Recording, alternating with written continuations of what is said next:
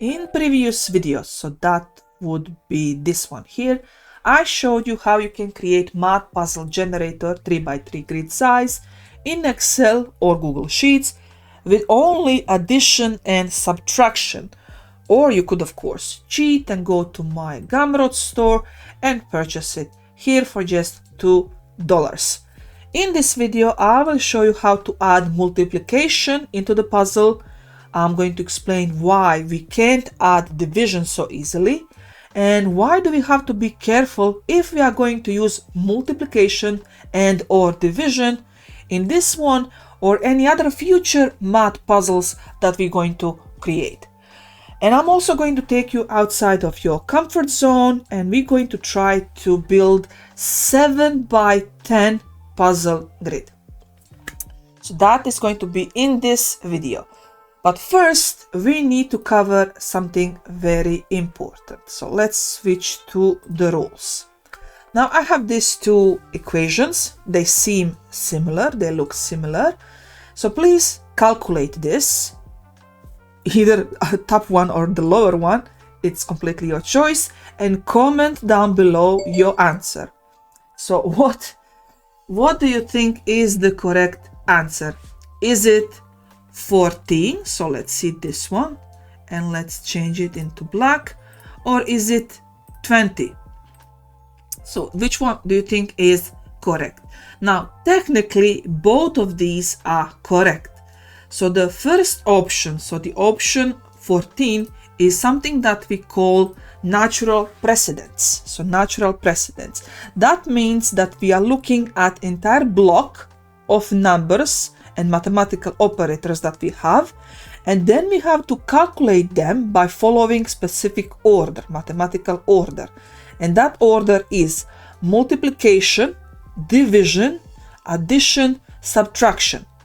So that is the order in math when you have this. So that means first we need to multiply these two numbers. So that's 12.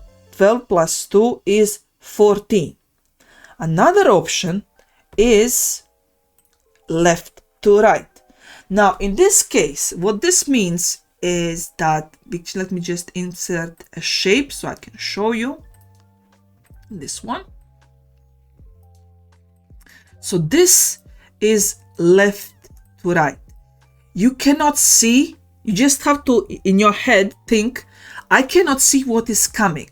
So if you do not know what is coming, you only see 2, so we have 2, that's it.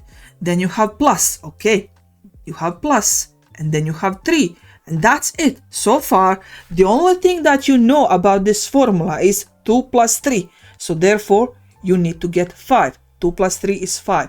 And then you move to the right, and then you see, multiplication with 4. So I already have 5, so 5 times 4 is 20. So that is how you get 14 and 20. So it is very important that if you are creating puzzles that have multiplication and division, that you give tutorial at the beginning of your book, or if it's a printable somewhere on that exact page. Is the puzzle solved by using natural precedence, or is it solved left to right?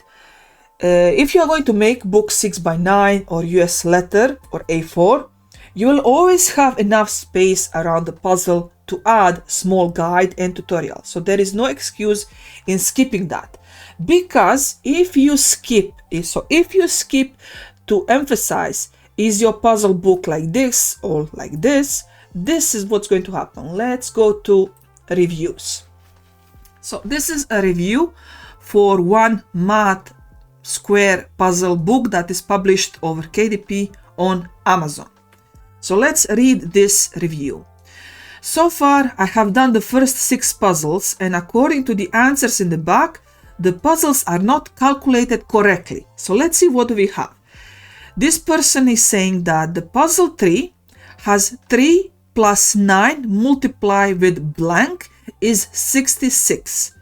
So her logic was 3 plus 9 is 12, and now you have 12 multiplied with something to get 66.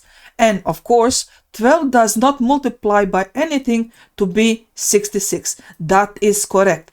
But that would mean that this book is left to right. But this book is not left to right.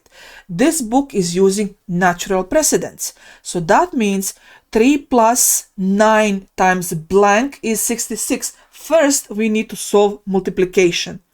So what number multiplied with 9 and added 3 to that number would give 66? So we can easily solve that by 66 minus 3 is 63. So if we have 63 divided with 9, that is 7. So that means the correct answer is 3 plus 9 times 7 equals 66. And as you can see, the second negative review, and these are the only 2 reviews here for the 1 star, and the reason is in this book there is not enough explanation what logic, mathematical logic, should be used to solve this puzzle. So this is one set of negative reviews. Now I'm going to show you this book. So this is a completely different book, still math square puzzle book.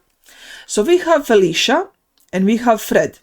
Now these 2, they didn't receive tutorial inside the book, just as Pam, but Felicia and Fred, they figured it out. They figured out how to solve the puzzle without tutorial.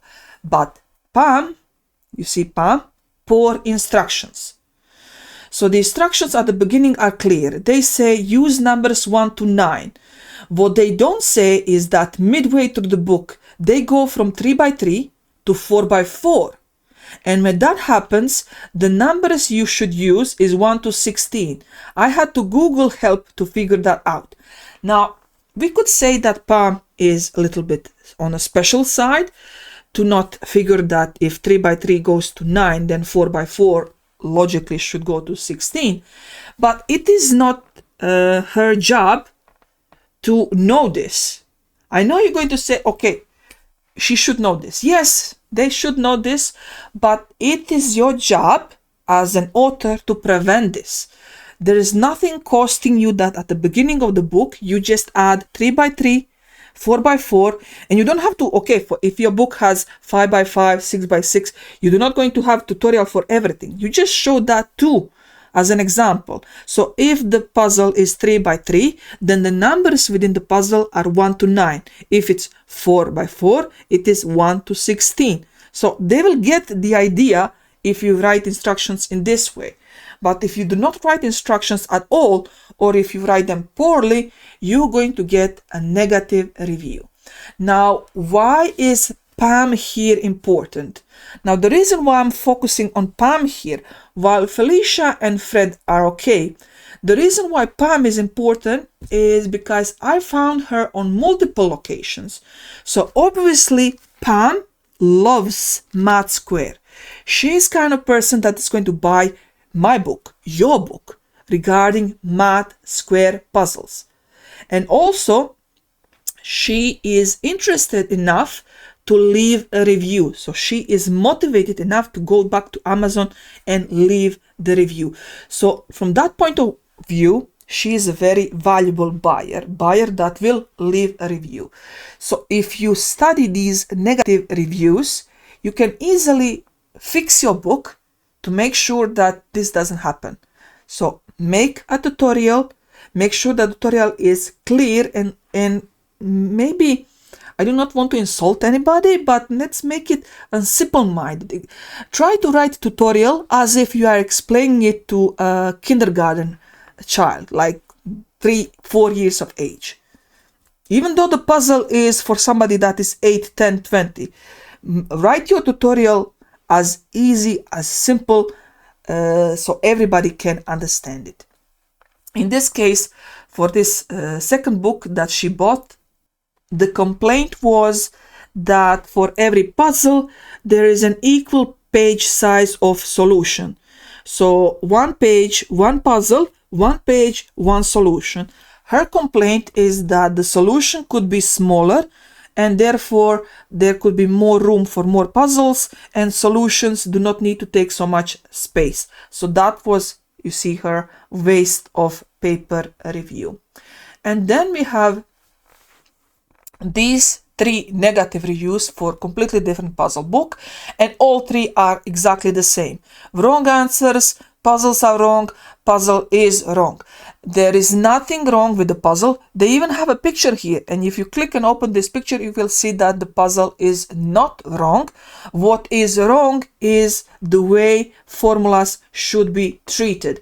So that means either natural precedence or left to right. So make sure that when you are doing these kind of puzzles with multiplication and division, make sure that you emphasize somewhere very prominently what is the way of solving these kind of puzzles.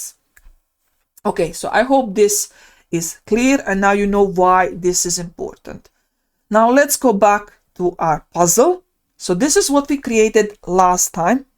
So you already have this. We're going to use this. I told you in the last video, this is going to be our template. So make a duplicate of this file. So make a copy of this file. And in that new file, we're going to change things up. So the first thing that we need to change is this here, mathematical operation. We want to make sure that now, instead of just plus and minus changing from one to another, we need to add the sign for multiplication, so the X sign. Now the formula is very easy when it comes to expanding. We had in the previous version, we had if random number is smaller than 0.5, 0.6, it's completely up to you, then put plus. If it's not, then put minus. Now, because we have 3 values, plus, minus, and multiplication, we need to have 2 random numbers. So if random number, let me see, do I have it? Yes, I have it here. You see, I'm smart. I'm learning from the previous video. So I know how to do things better. So if a random number is under 0.25, I want Excel to type plus. And then a second condition, if random number is under 0.7, type minus. And if both of these conditions are not satisfied, then put X, multiplication. And I'm just going to click here randomly. So do you see that it's actually working? So it is randomly placing X or plus or minus. So just type this formula exactly as it is here in here. And once you have typed it here, you do not have to type it in all these locations. Remember from the last video, Control C, and then just duplicate it on the location where you should have formulas. Of course, you can also control if you still want in this section to have only plus and minus, and in this section you want to alternate between minus and multiplication or plus and multiplication, you can modify the last shorter version where you have just plus and minus. So you can also do that. So just remove plus and put multiplication, and then it's going to alternate between multiplication and minus. Or in this case, it is going to alternate between plus, minus, and multiplication. So this is the formula. So if rand, this number you can change. So if you want plus to appear more, in more cases, increase this number.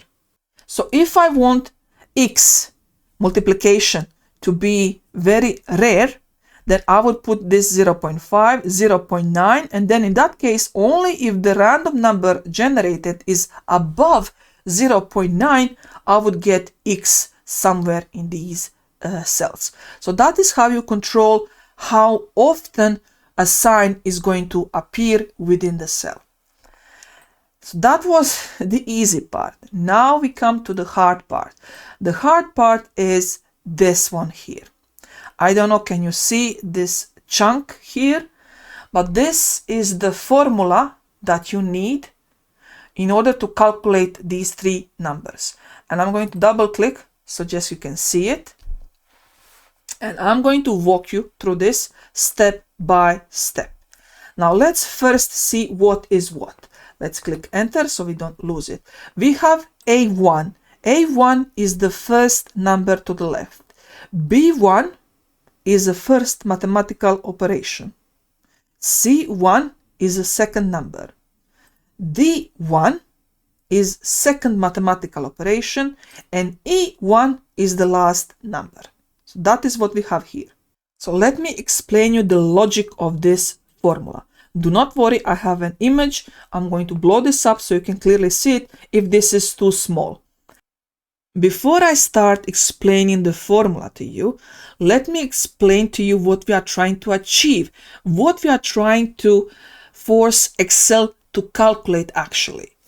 So first we need to fix something because we cannot, it will be too complicated if we are changing two variables. We need to fix one variable and then move the other one. What that means is I have two mathematical cells with mathematical operators. I have D1 and B1. I'm not going to change D1 and B1 at the same time. I'm going to fix one of these two. It doesn't matter which one you're going to fix, but I prefer to fix this one here. Now, what is going to happen with fixing this cell here? If I fix, when I say fix, that is what I'm telling Excel to do, to treat this one as a fixed value. So that is my first condition. So Excel, if D1 is plus, so that's it. This is always plus in this condition. Check what is in B1.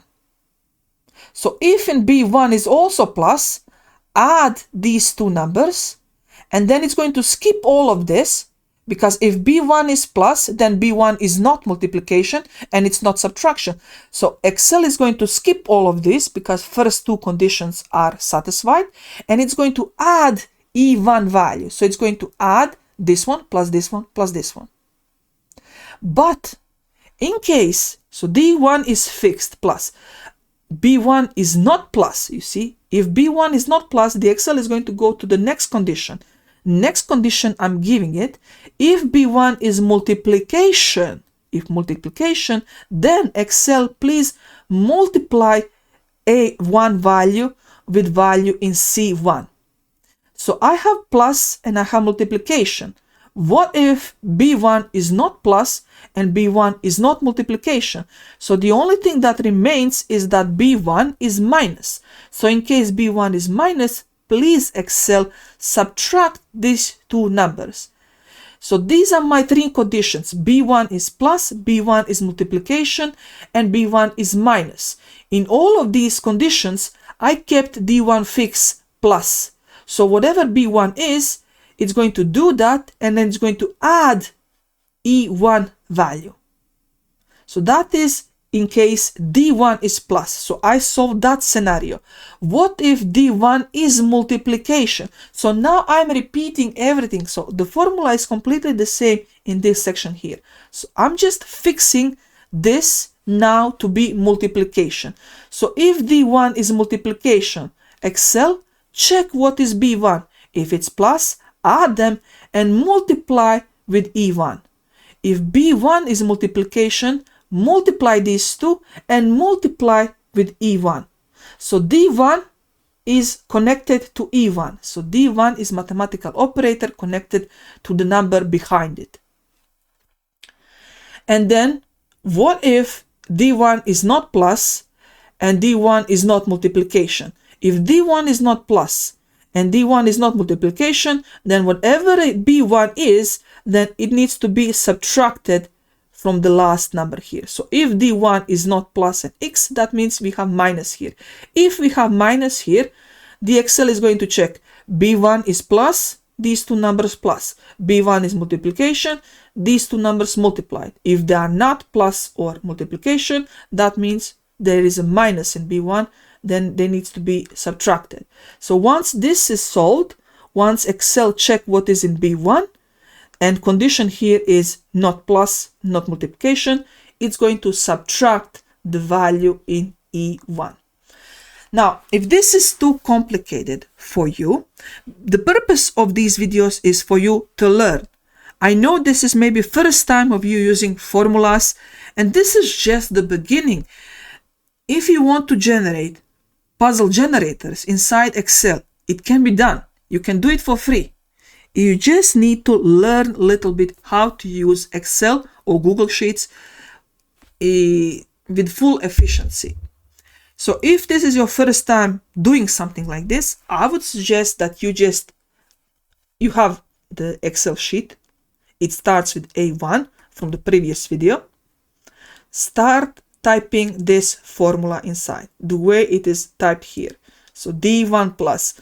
Once you do this couple of times, you're going to understand the logic behind what we are trying to achieve here. At least that is what I hope. But then again, as I promised, you can always cheat, and this Excel with multiplication is going to be in my Gumroad store, so you can just go there and download this, and you can just ignore this colorful thing that I did for you, prepared for you, that you can do it by yourself. If this was too hard for you, then I'm not sure how you're going to respond to this one. And let me open up this formula for you. Now this formula doesn't have multiplication, obviously, because it's very small. So this is just minus and plus here. Enter. So this here, it goes this one.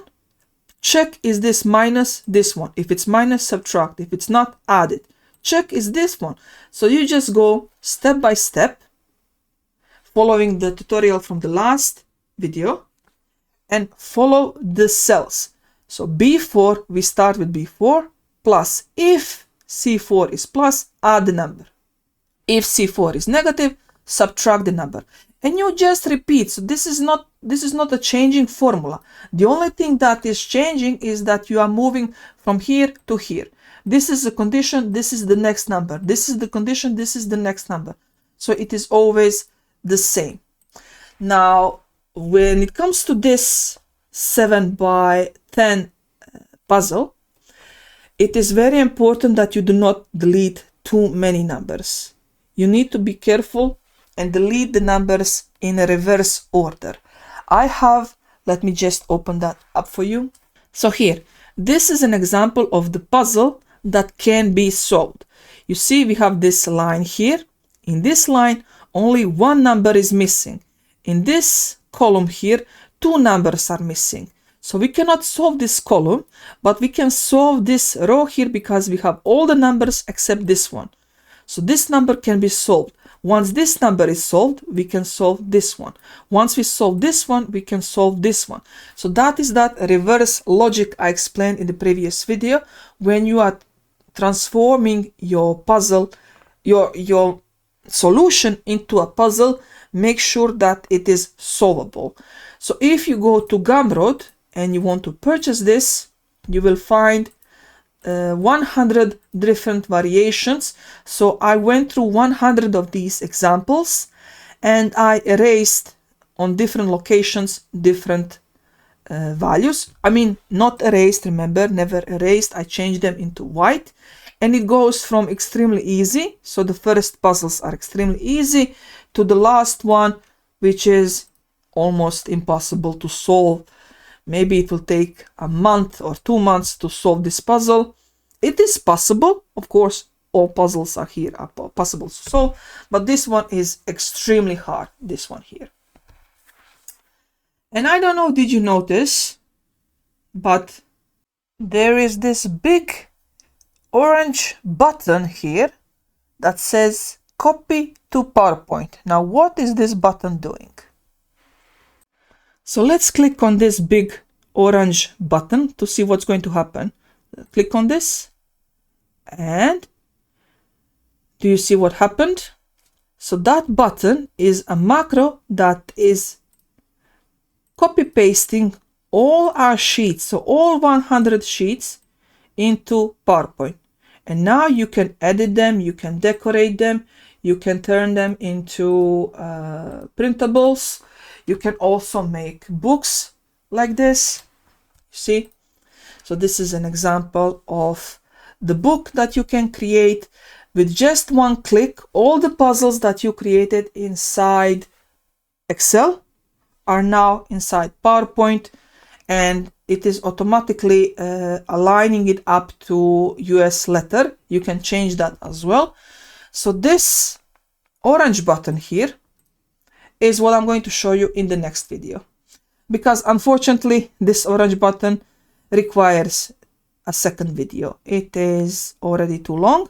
I'm going to stop here.